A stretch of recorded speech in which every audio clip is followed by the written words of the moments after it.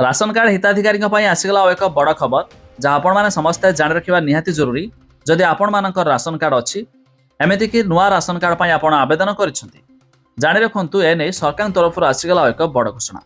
जानवा पूर्व वीडियो को लाइक करूँ, सब्सक्राइब करनथिले एबे सब्सक्राइब करी पाखर थिबा घंटी चिन्ह को दबाई दिंतु। तेबे सरकार तरफ साधारण नागरिक पई अनेक योजना मध्य शुभारंभ कराइछि। एही मध्यरु राशन कार्ड रहिछि मध्य अन्यतम। तेबे राशन कार्ड रे सरकार तरफ मागणा राशन सामग्री मध्य बंटन कराई थाए। तेबे जदि आपण मानकर राशन कार्ड अछि आ आपण एथिरे नूतन नाम पई जोडिबा पई ऑनलाइन जोगे आवेदन करिसंती, एहा छडा जो माने न्यू राशन कार्ड पई मध्य आवेदन करिसंती, तेबे जानि रखंतु सेमानक पई आसीगला बड़ खुशी खबर।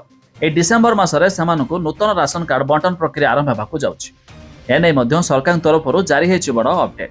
खाली सेतिक नुहे, राशन कार्ड रे ई-केवाईसी करबा मध्य समस्त पाई रहिछि कंपलसरी। आ जो माने राशन कार्ड रे ई-केवाईसी करनथिबे तबे सही सदस्यंकर राशन कार्ड नामरू बातिल पड़िबो, अर्थात सही सदस्यंकर राशन कार्ड नाम कटि जिवो। तबे राशन कार्ड रे ई-केवाईसी न करबा द्वारा भूत राशन कार्ड बोली मध्य धरा होछि।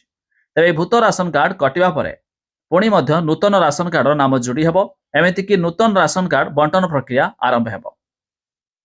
तबे अधिक जानिया पई आपण माने वेबसाइट रो लिंक हम डिस्क्रिप्शन रो देजु, जाई मध्य चेक कर दे पारिबे।